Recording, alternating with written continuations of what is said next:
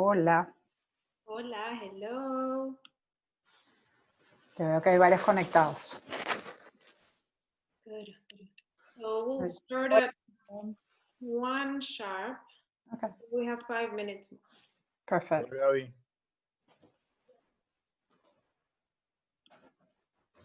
Hello.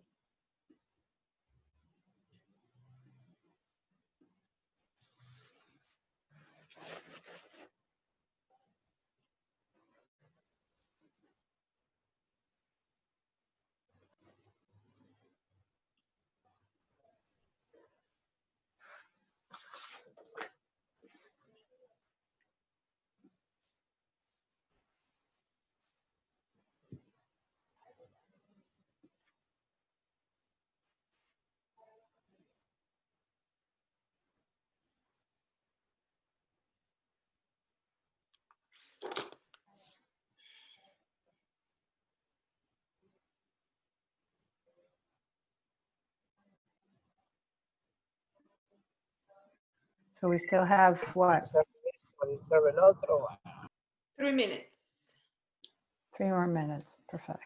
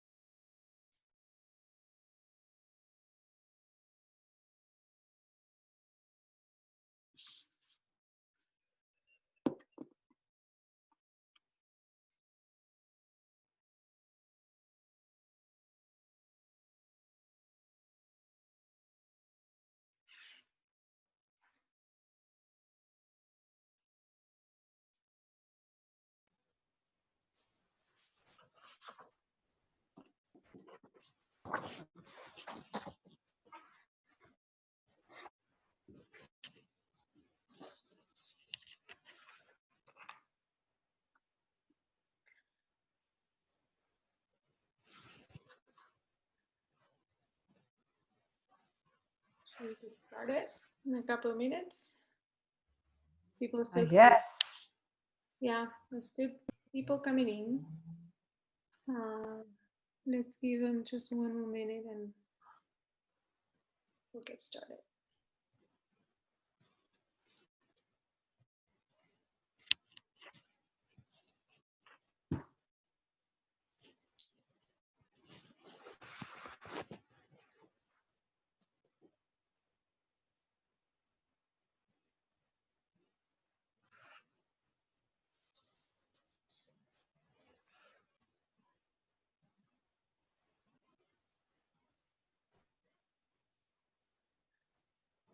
Okay, Gabby, should we go? Okay. Let's go. Let's go. So good afternoon, everybody. We are so very grateful that you're here and can join us today from all over the world. I would ask you to put mute on your connection, please, if you have it. For the next hour or so, we're going to be exploring some insights on how to get unstuck in selling. And these are uncertain times, certainly. So I am Gabriela Pulido, founding partner of Scalto, a creative consultancy. I am here with my friend Alejandra Slatapolsky. We're both entrepreneurs, moms, creatives, and natives in distributed team working environments. But most importantly, we're both here with the same passion, being creative problem solvers and want to make a difference. Isn't it, Ali? Yes. Hi, everybody. I'm Alejandra Slatapolsky. I'm the founder of Slata, a consulting firm for marketing communications for financial services. And yeah, the idea here is to try to make a difference, to give you ideas on how to work, how to get unstuck from this crisis, thinking about how to sell your product or service. Also, we will welcome a lot of questions if you have them. We want to make this as interactive as possible. And so just drop them on the chat throughout the presentation and we'll get to them. So Gabi and I met like some years ago and we worked on several clients together, and it has been our satisfaction to help companies and people that want change. So that is what brought us together. That is what keeps us together. And now companies are not like, they don't have the option to change. They have to. So that's what we are here for, to help companies and people make the transition. So, Gabi? Like I've said at the beginning, there unprecedented times requires a new normal, assess our behaviors. We've seen keep calm. There's a new normal. What is normal? I mean, there's absolutely nobody to know, but what we do know that there are important behavior shifts that are affecting all of us. We would like to never go back to what was going on. This is Arianna Huffington and her quote. We will rise and make for a better occasion and make a better selves. For instance, me, week 8 of quarantine here, my objective is to come out of this better, and we most likely never going to come back to the old self again. So this is how we're getting, and many of you can, next slide. And many of you, like us, trying to figure things out as we go.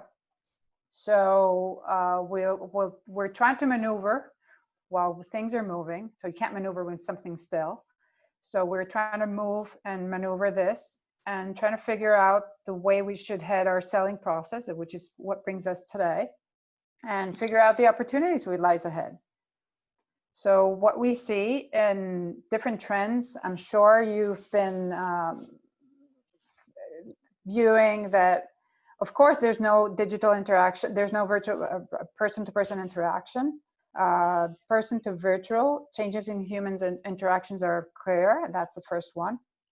We 2 or 3 kisses, greetings, or handshakes is going to be reconsidered every time we're going to meet. So that will change. That on the surface that would change, but deeper, we're going to see key changes in communications, key changes in selling strategies. We're seeing permissions, like for instance, digital environments making contracts, or even in Spain, there's audits and there's even virtual notaries accepting legal documents. That's amazing. So things that were out there before, now we're taking it for granted and we're using every day. So deals are happening. We will see change in communications and more ways to connect beyond what we saw today. The next thing that we're seeing is planning. So who would have planned? What if a pandemic comes? There are many, like Monday morning quarterbacking, yes. But the idea is to plan for tomorrow and act today. We've seen that planning starts in what ifs, the big, bold, unthinkable happenings or things that could happen, can happen and will happen. So we should put that into perspective, and we're happy to see some of our clients figuring this one out, trying to, embrace the changes and going forward. Right, and also there is a common thread that you can apply to everything that is happening, and it's that we are not moving in a new direction. We are moving in the same direction that we were moving before, just 100 times faster. And those are the trends that we are also seeing. The specialization, the focus on niche products and niche audiences has been a trend for years. Just now, that you have to reach your target niche mostly online makes it even more important.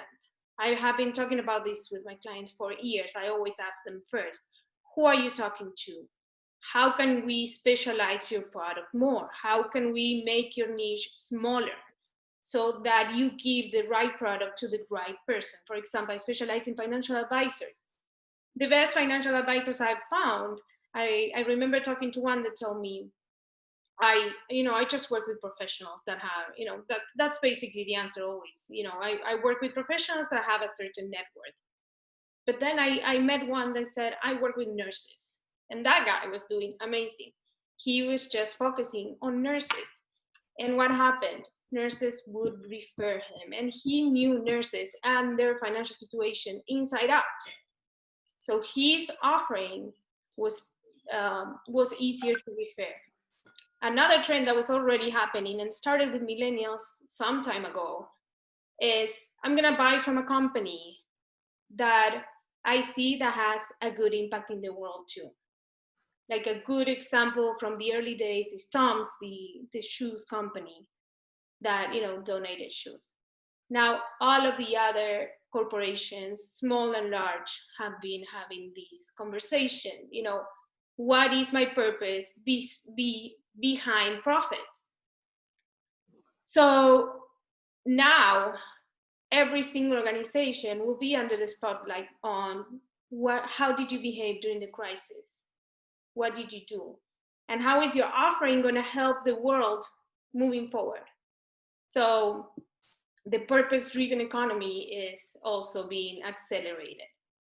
And Nike, for that, is a great example. We've seen Nike react to this crisis in an amazing way. Not only did they do a campaign that goes in line with their core values, that is community building, playing, like they did this campaign that's called Play Inside, that is, exposing their clients to the world. And also they partner with other good organizations. They made a pledge, I think, of $17 million to organizations helping the COVID, places impacted by the COVID. And they also moved fast to create those shields that you see, to not donate them, not to sell them. They only donated them. And they did all this without deviating from the core values. So authentic messaging is key, always. Work on what you believe in and for what you believe in. Other examples Gabby can give? Yeah, and other examples were Nike's one. Many companies are doing masks, are doing hand sanitizers out of, beer distillers. But Jimmy Fallon is incredible. I know if you guys watch him at night. He's a great example of how to reinvent, how to keep connecting with the audience. He's working from home, working at home, working with his assistants, his two daughters, and being his assistant in the process. And he keeps connecting. He keeps figuring out ways to embrace the circumstances and make the best out of it, and keeping true to his purpose. He wants to make people laugh. So that was something like really, really interesting. Learning on the run and adapting amazingly. Another example is Microsoft. Microsoft, as other tech companies, but one interesting example for like Microsoft is that they were more like a teaching company. They became a learning company when they transformed.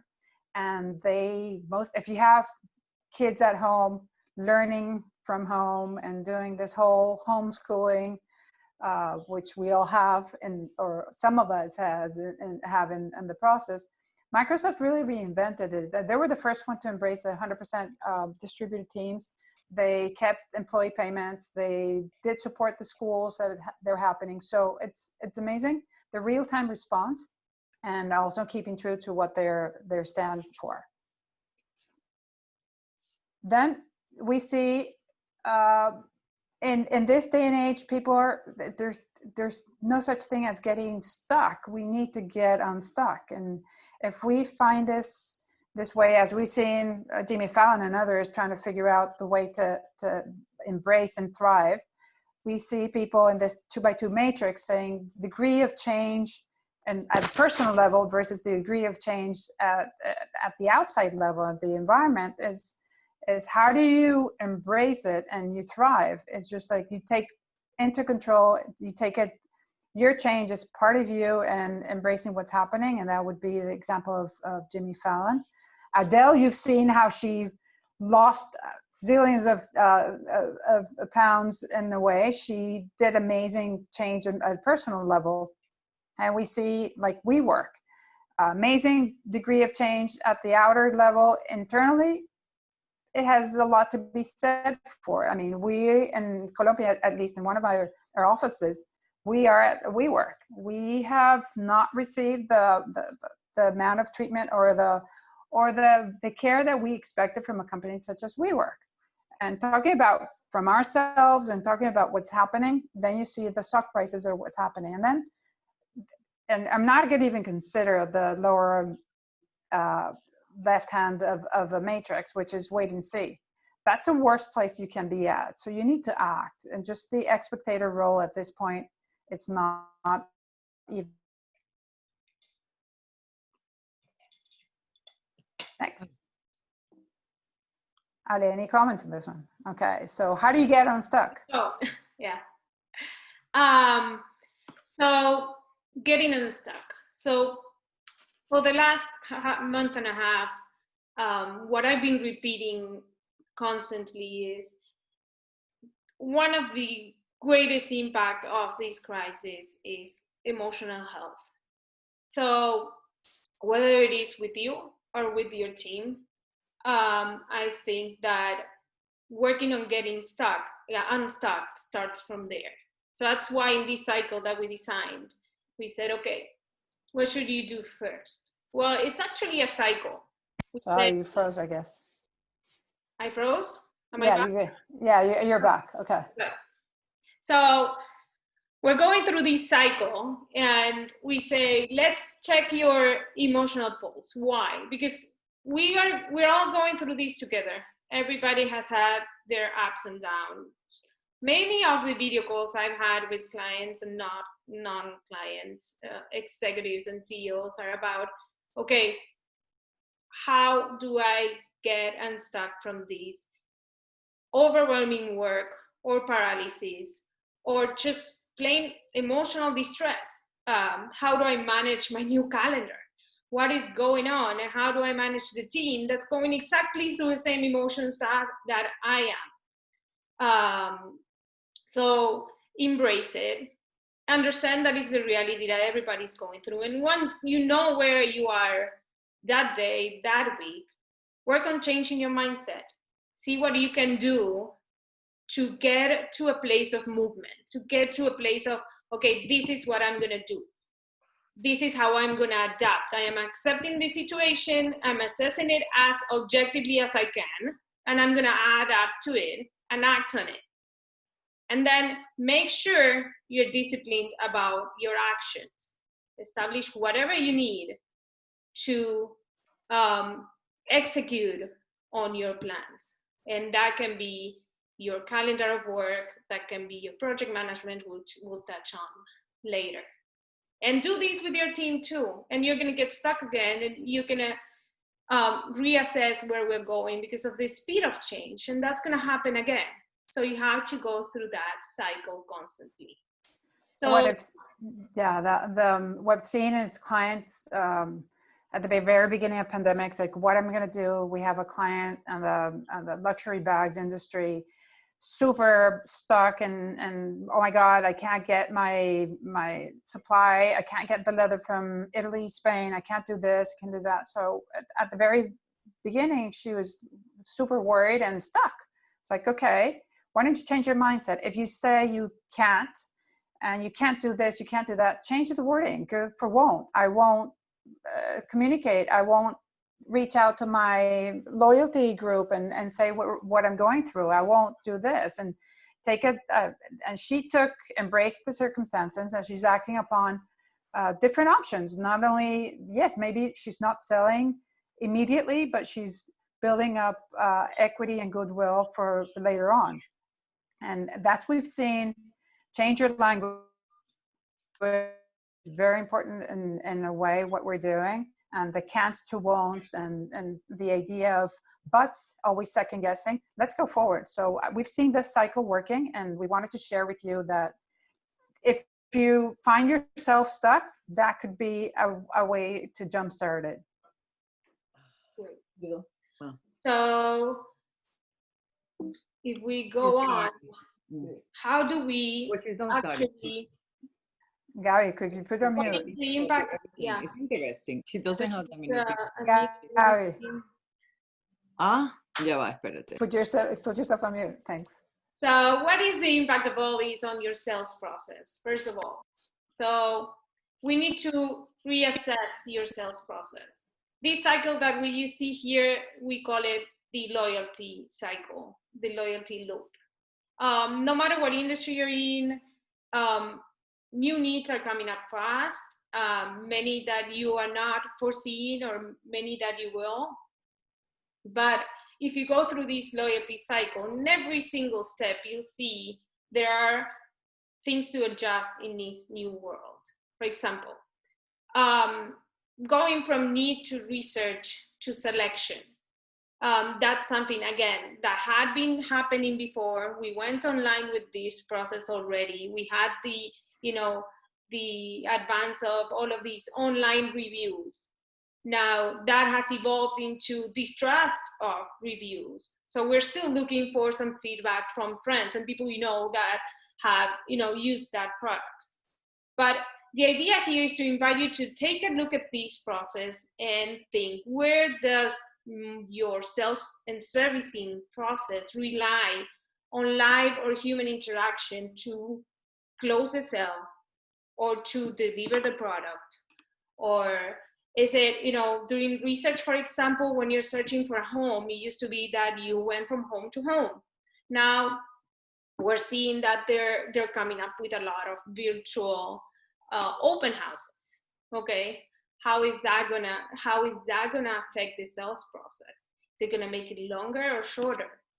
So, or for example, financial services companies that I work with, most of the lead generation, the way to find clients was to go on roadshows or to go to conferences. That's definitely going to be cut down for the foreseeable future.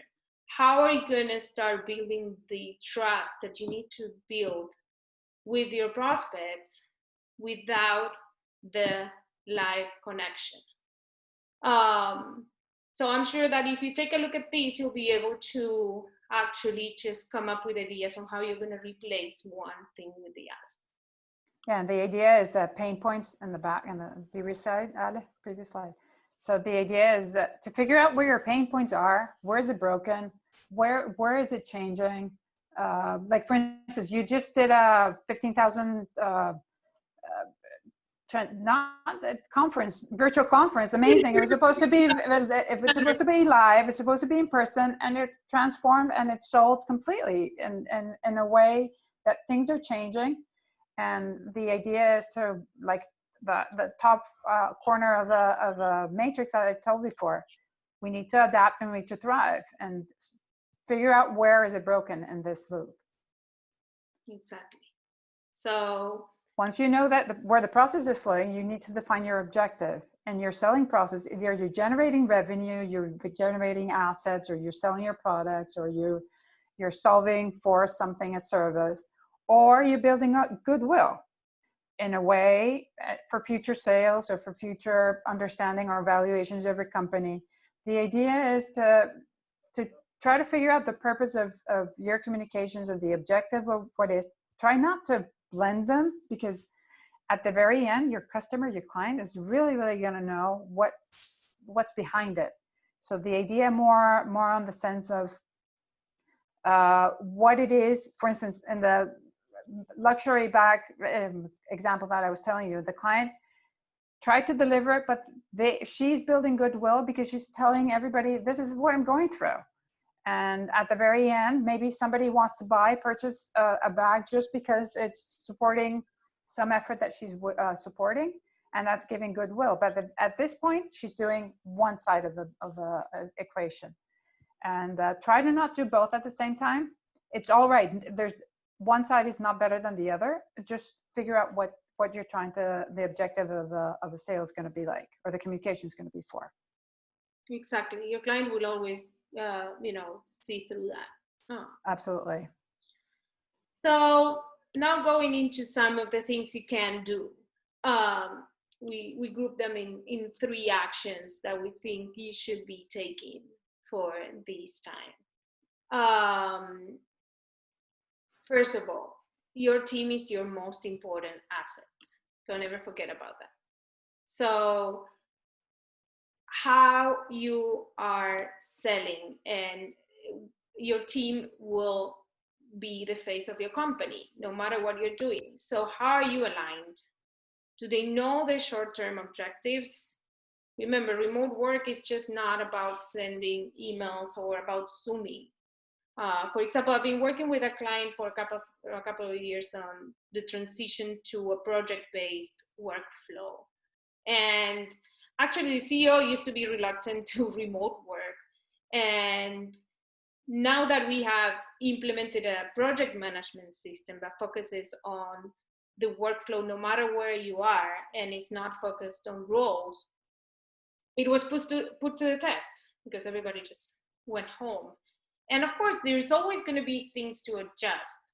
But the idea is that you need to make sure that everybody is doing their part and they know where they stand. Engaging remotely is always, of course, a greater challenge. So there are some, I've been speaking to some CEOs. They tell me, I'm worried that the team is actually burning out because the move from the office to their home made them feel like they had to work more hours or harder. So make sure that culturally you're giving the right example and you're focusing on what projects need to be accomplished. And here are some tools, some ideas. I'm actually Asana obsessed. My life is on Asana, both work and personal actually. But there are many tools like that help you organize teams, that help you establish what needs to happen, when and how, and who's responsible. And just make sure that the team also knows the why. Make sure you connect with the team. I had one CEO that was traveling so much before this that did not have that much time to really, connect with the whole organization. And we started these calls in which it's an informal way to for him to connect with the team. And the other day we had this great question from one of the interns actually asking, hey, how did this all started? Why did you do it? Why, where are we heading? And why? And it was amazing because now you see sort of the quote unquote flattening of the organization, but it also helps with culture transmission too. So make sure that you connect. The communications, Slack is a great tool. We've used it with Gabi too, to integrate communications channels. Also, you don't want to be bombarded. I had one client send me, 10-minute WhatsApp audios, and then the email, and then the Dropbox file, and then the Asana task. So you want to make sure that you don't digitally bombard the team, and provide one single place where everybody can meet. And also don't forget about the water cooler conversations. I know that, when you connect online, it's harder to do that, but the human conversation, the emotional connection is key. You want to incorporate some touch points in your workflow in which you connect with your team. So in this environment where this taking care of your team is super important, I have like 2 examples that really impressed me. One was there's this session that we did with top CEOs, and what was their major concern? The major concern was, how do I get to what's happening with my team? How can I connect? Before, it was just, I did the roundabouts. I connected in person, and they were in meetings and were there. And now I don't really know. And they're overworked. Like Ale was saying, they're burnt out, and they're working from home, at home, with home, everything happening, and there's nonstop. And the other thing is another client in Colombia. We're working with them, and it's like they're trying to figure out a way. This is a fast-moving consumer goods company, and they're trying to figure out what their team is doing, how to connect one message, clear message with them, so that they can act and they can be safe at the very beginning. Safety is first consideration. And then how we least disrupt our operations, given the fact that most of our countries are in lockdown or somewhat personal lockdown, if you will. So as we head towards the opening of different waves that we're doing here in Florida, we're starting off next week on the 20th. We're probably starting off on, that's what they say today. We need to find these tools to connect, and maybe they were already there. Zoom was already there before COVID existed, but now it's a Zoom craziness that's happening. And other tools are also, but like Ale was saying, keep it honest, keep it frequent, and keep it directed to something that would truly true to the brand. The other, this is a segue to the communications now. We need to start communicating now. Reassess your situation, where you're at. What are the first thing that you need to communicate is with your client, your current client base. That's the obvious. Tell them where you are. Be honest. Tell them what's happening. Maybe you're vulnerable at this point. It's okay. There are permissions to go forward. I see many participants in the service industry and consulting industry also. Tell them where you're at. Some of them were here, also suffered from COVID. So I'm aware that you're here. Thank you so much. But focus on tell them where you're at, what's happening, then focus on your team. They're the face of your company in communication, and monitor and obtain feedback for what you've done. These companies that we face, and there are so many different ways to create engagement. So one would ask for, I heard this example, is there's a Zoom meeting happening, and all of a sudden just a llama pops into one of the in the meeting room, just an animal coming in there, just to creatively spark the conversation, not only to update and give different meanings to why we're connecting and why we're there. So the next slide would be, we think about your audience, who you communicating to, what's interesting. Don't overestimate where they're at, because maybe they're at COVID, or maybe they're financial distress, or maybe there's something else. Just show empathy and be confident, compassionate about what there is that's happening. And maybe you just don't know, just ask. What do they want to know about? Is the posting that you're doing, is this relevant? We wanted to do this. Why did we want to embrace going and do this conversation? Just because there are a lot of people out there stuck, and there are things that we can't do.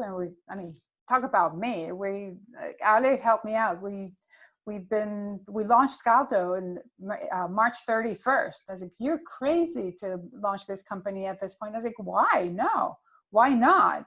And it's just, I can't, no, I won't do it if I don't want to do it. So it's an amazing experience. I have an amazing team working towards, and their circumstances and really challenging circumstances in Venezuela and Colombia, Mexico and Florida and everywhere. So it's a global thing.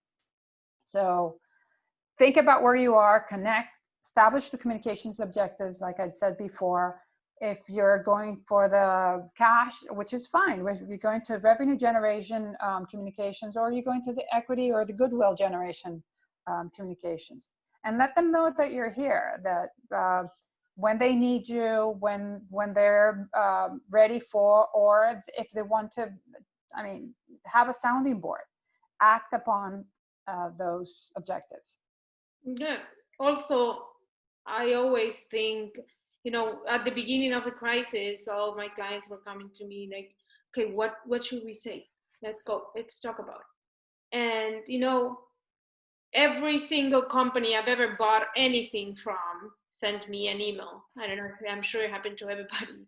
And, you know, sometimes the first question you need to ask is, do I have something to say? And is that person gonna value that message? So just don't over communicate. And I think that we are at a point now in the crisis that we can stop talking about COVID. In a way, in our communications, we can start selling. It is time to sort of understand that we're in this challenge, but we're already here. We're not going anywhere. Let's, you know, start moving towards the new direction, right? Right, but Sorry. and the idea is also define what's the best, like Ale was saying, it's WhatsApp, Slack, Messenger, Instagram, instant messages, and then we go for Dropbox. We know for this, establish a channel that really connects. And like in Latin America, it would be easier to go with WhatsApp groups. In North America, it's more on the Messenger and trying to figure out that channel. In Colombia would be Facebook, in Venezuela would be Instagram, and Florida would be, I mean, there's different channels that you can activate. YouTube is huge. I mean, how many of you in this experiment that we're going through have learned to cook, learn to different, different things that are happening. Use your channels wisely and really connect. I mean, I've seen so many creatives, so many amazing things happening, and maybe I'm an optimistic. So I really look forward to figuring out opportunities, and the idea for you is communicate them and embrace them. Right. So the third idea we're throwing at you that you should be doing right now is think beyond digital. Yes, every single gym instructor just went and started their classes on Zoom. But what is your product going to look like in a digital and human mindset? Again, I know I sound like a broken record, but this is something that we were already going through. Betterment, for example, is a great example. Betterment is a robo-advisor that launched many years ago. First, they launched only online. And they had success, they were good. And they were resisting the human support. Their industry has always relied on financial advisors. And they had to evolve and incorporate the human person that will talk to you on the phone about your money. Not because they're going to sell a different product because of that, just because they identified that only digital was not enough in their product offering to make the sale and to keep clients. They needed the human interaction. So the same way we showed you that loop of, you know, customer acquisition and customer servicing, the idea is that you have to redesign and reassess your customer journey to see where the human interaction will be needed. Because I'm sure there will be, if, you know, most of your service providers for sure, if it's a product sometimes, but the digital and human integration is where we were moving forward. And now more than ever, and anybody I'm sure are gonna, you know, agree with me that right now, all you wanna do is get out and hug somebody, right? You don't wanna continue buying things online. So that hugging, that human connection is gonna be needed throughout your product or service. No matter, it doesn't matter if you converted it to completely digital, it's still gonna need that. And what's going to happen here is you're going to have to, that famous digital transformation that everybody was talking about for the past 2 or 3 years, It's going live. It's going at a much faster pace. We're seeing experiences being introduced, being modified, being enhanced, being optimized, being ultimately growing with this digital, but the personal and the human aspect is also there. So the idea is, yes, look for in the whole customer journey, see where it's broken and see what you can do. And the idea, and in terms of the selling process, why is it important? Because in your selling process also, there are a lot of pain points. There are a lot of broken pieces. You need to reassess and figure out what you can do to optimize it. Right. And we want to finish with some, very practical do's and don'ts that I think will yeah. Like we said, show empathy. Like, it's hard for everybody, it's never assume just because you're in such a latitude and versus others in other places. It's show empathy, understand. You might touch the wrong chords. You might touch, yes, you're doing fine, but no, I'm doing not fine in some other place. So try to figure out how to connect. Offer just plain help. Just be there. Offer your product in a new context and figure out what it is. For instance, we started off companies to scale. Who's thinking about scaling in this day and age? At this point, let me break the news. People are thinking about how to prepare to scale despite the circumstances. So offer your product, whatever you do, have a clear message. And and if you're building a brand, pushing your product, it's okay. Do not be ashamed. Present your product or your service. There's pride to it. If you're producing electricity, if you're producing, different services, there's pride out there, and go forward. And be clear about either you're building revenue or building goodwill. Try to not mix and match those two. About the don't. Okay. I think I mentioned this before. Just don't communicate without a need. Don't reach out if you don't have anything to say. Don't assume anything. Gabby touched on that. Don't assume anything about your client. Don't go to the first, option of dropping your prices. Don't cheapen your offering. Evaluate a way to actually offer something different.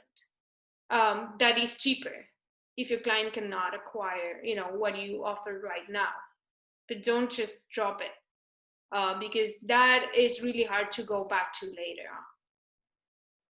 Don't think about your product and how to sell it at the same time. I get these a lot. Like, okay, but if I, let me, put this product and then put it on Instagram, put it on Facebook, No, first think about your product or your service. Really, take a good look at it and decide if it's good enough for now. And then reassess how you sell it. Separate them both. And also just don't use anybody's recipes. I love it when I see, like, this is everybody's first pandemic. This is everybody's first shift. Major shift in that sense. Follow your gut, work on what you believe your client, your client best. So work on what you believe they will need. This reminds me of Brené Brown's podcast. Right. I don't know if you guys listen to her. She's amazing, but Unlocking Us. And she has a term like FFTs, which stands for the acronym of effing first time for everybody. So it's effing first time for everybody in terms of pandemic. And the idea is, first of all, acknowledge it. Put it in a name. It's pandemic. It's issues. It's something that's happening. The second is put in perspective. This shall also pass, and we're going forward and moving forward. And the next phase she refers to, reassess the expectations you have. And somebody asked in terms of, and we're going to forward segue to the questions. Somebody asked 5 minutes exercises in terms of doing, if you're stuck. Just name it. Why are you stuck? What's going on? And then what do I do when I get stuck? Many people know me. But if you don't, I kind of push forward and analyze what's going on. I try to meditate. Some of us are trying to learn how to meditate. I recommend for those of you who do it, but if not, I mean, don't go at it in terms of trying to solve a problem for 24 hours sitting at your desk behind Zoom calls. It's not going to happen. There's no creative juice is come out of that one, and the muse is not coming. So everybody asks me, it's like, oh, the creative muses are coming. No. You need to help them flourish. So the idea behind this, why don't we go for the Q&As that we might have? Also, I just wanted to add that also take this as a pendulum. I see this, for example, with events. When webinars first came out, they were all the rage. And everybody was saying, well, we're not going to do in-person events anymore. Let's try to do, all these webinars, and let's save on, on travel, etc. What happened was that people were not able to connect digitally the way that they did in person. And, the pendulum sort of came back to, okay, no, I do need to meet people in person. I do want to. Now we were the pendulum forced up again, directly into all digital. And what you should consider is, okay, what is going to be the middle point? How are we going to come back to the middle again? It's not going to be exactly the way it is right now. For example, I have a client, they're an association, and of course, associations rely on, events revenue. We do events. But what we were really finding is, okay, we are launching a virtual event, great, and it's going to be great. But what is it going to look like if we start launching small events, small local events? How are we going to really find that connection? So I think that there is a lot of thinking to do in that sense. Okay, questions. Do you have more examples of adaptation to pandemia to share beyond Nike? Okay. Gabby, do you want to take a hit at that? Well, there's a whole bunch of success and the winners of the pandemic, or the winners out there in communication in the pandemic. And we've seen the typical Bill and Melinda Gates donating such and such, or Google doing, or those examples are clear. But I would like to point out is on a local level, the amazing, the human aspect of bringing the best out of people.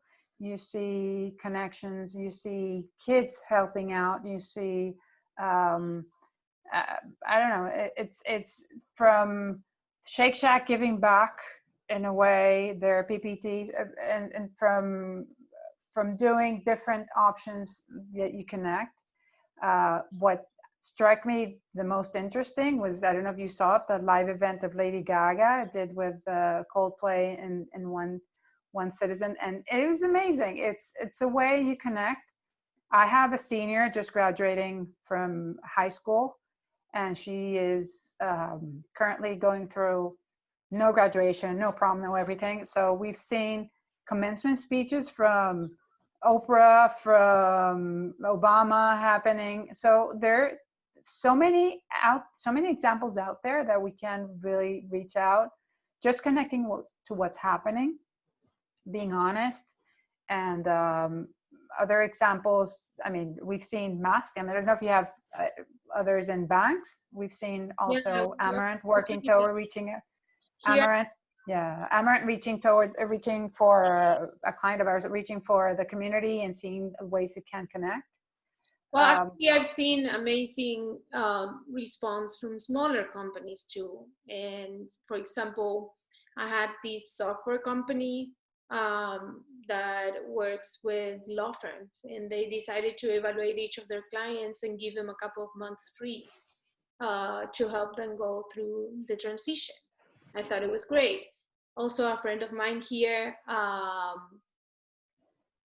just reminded me of an example he gave me. He told me McDonald's is delivering food to unemployed people in the hardest hit areas. That's an amazing thing too. I think that it just showing your human side and really collaborating is the key. Those are the ones that are going to be remembered. So a question that's very interesting. Right. I work with several brands in Latin America in countries where e-commerce is not yet developed and the lockdown is total. They cannot distribute the product that they sell. What is the first advice for these brands to sell again? So that's a hard one. No, but we've seen the Colombia example. It's going back to basics. Yes, you don't have e-commerce, but you have local, and you've seen Coca-Cola trucks going to or Polar Pepsi's in Venezuela going through different locality, different environments and communities and selling the products. You see conversions of distilleries going into hand sanitizers. You see, I mean, the e-commerce side, yes, it's important. And in this day and age, Latin America is lagging, but it's definitely there are solutions out there that are going to be super strong in terms of e-commerce and solving for the non-banking environment. Yeah, and also having to account that e-commerce doesn't have to be the only channel. You know, text message servicing to existing clients or past clients is some ideas that they should be using.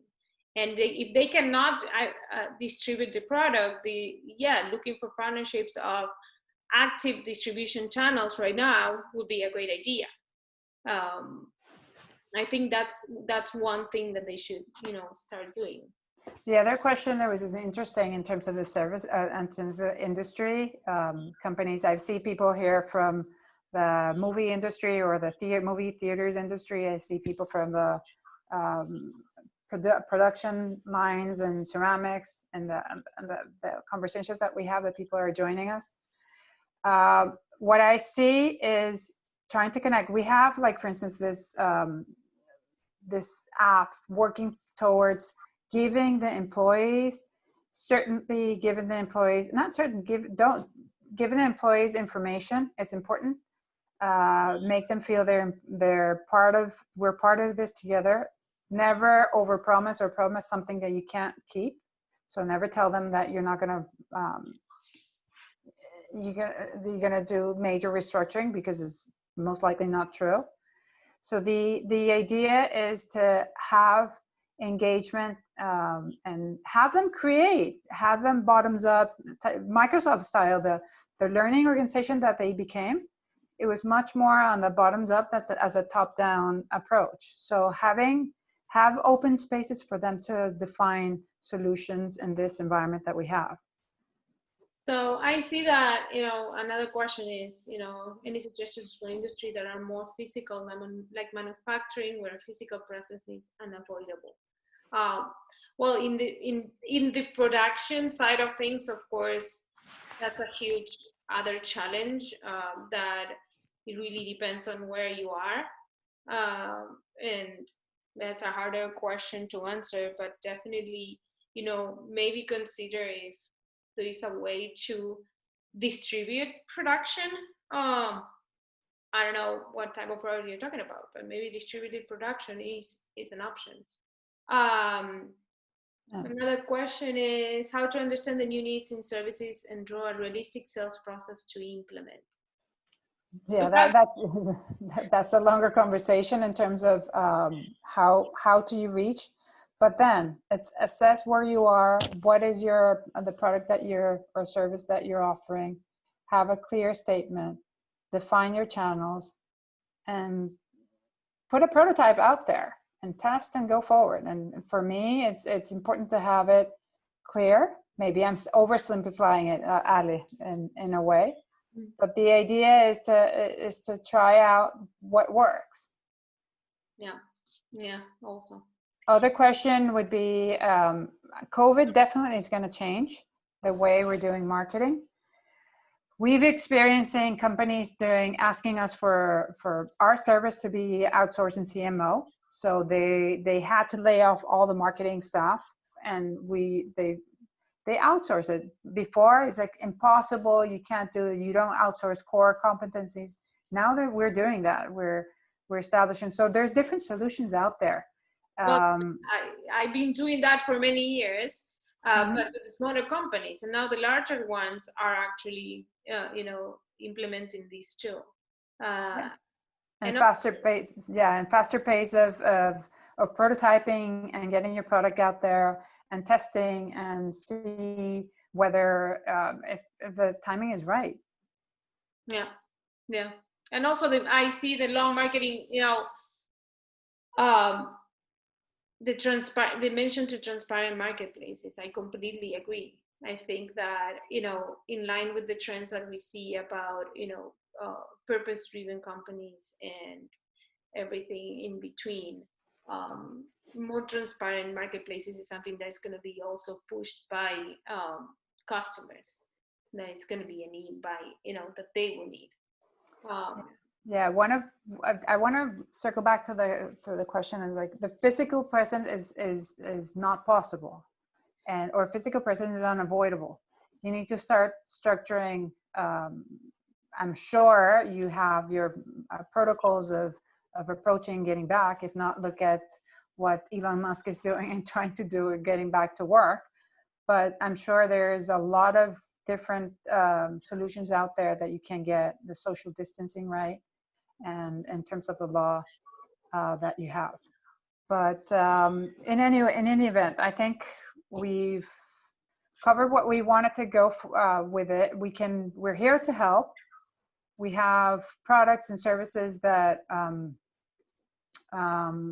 we have services that we can offer to you and communicate now beyond digital and beyond tools. We can talk offline if you like to have any of us work towards solutions or custom-made solutions for you. Since you're part of our mailing, you probably received this. And the idea is to go forward and I mean, engage in conversations with you. I don't know. Okay. Ale? Yeah, exactly. So we actually pivoted. We found in each other a great partner, and we launched this offering that is basically helping, small, medium-sized companies pivot and adapt to this change. So that was the idea of these, and actually I hope we do more of these. They're fun, and we hope to see you soon again. Thank you all so much for participating. Definitely, and thank you so much. We're eager to help. It has been super exciting. Thank you, Ale, and thank you all. If you need any more action points or anything that we can address, and if you have any insights or suggestions, they're more than welcome. So thank you so very much, and I think we're set. Bye. Bye-bye. Chao, gracias.